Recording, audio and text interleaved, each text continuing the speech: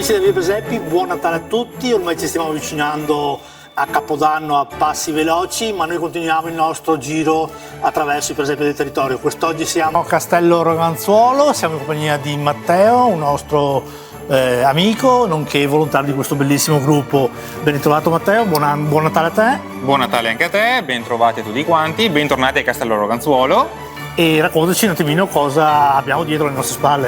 Allora, questo è il presepio principale di Castello Roganzuolo, il presepio artistico che ormai facciamo già da quasi una quindicina d'anni. Rappresenta un paesaggio rurale con raffigurati alcuni luoghi, alcuni edifici del paese, del territorio. Quest'anno abbiamo voluto introdurre un nuovo elemento che è un mulino mosso ad acqua dove si macinava un tempo la farina, che era presente qui nelle nostre zone.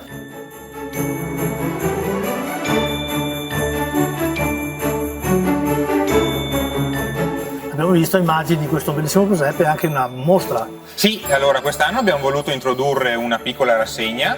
È partita recuperando un presepio storico di un anziano del paese che ce l'ha voluto donare. L'abbiamo recuperato, restaurato ed esposto qui, e allora da quello è partito anche un'altra rassegna di piccoli presepi e anche un presepe più grande che è stato fatto interamente qui nel nostro luogo.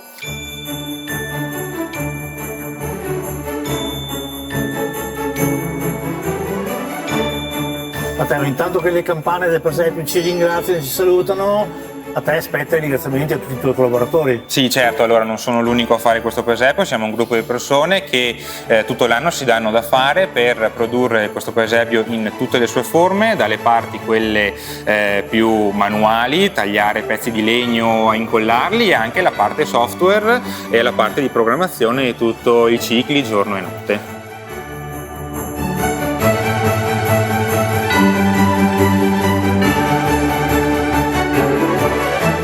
Avvicinando a Capodanno, ormai Natale è passato, però la gente è venuta copiosa e ci auguriamo, ma tu devi dire a tutti noi dove ci troviamo e che orari vieni a visitare. Allora, ci troviamo a Castello Roganzuolo nel Salone Chiesa di San Martino in Piazza Venezia, è aperto fino al 6 gennaio, tutti festivi e prefestivi dalle 14:30 alle 18, e dopo il 6 gennaio tutte le domeniche fino al 1 febbraio sempre dalle 14:30 alle 18.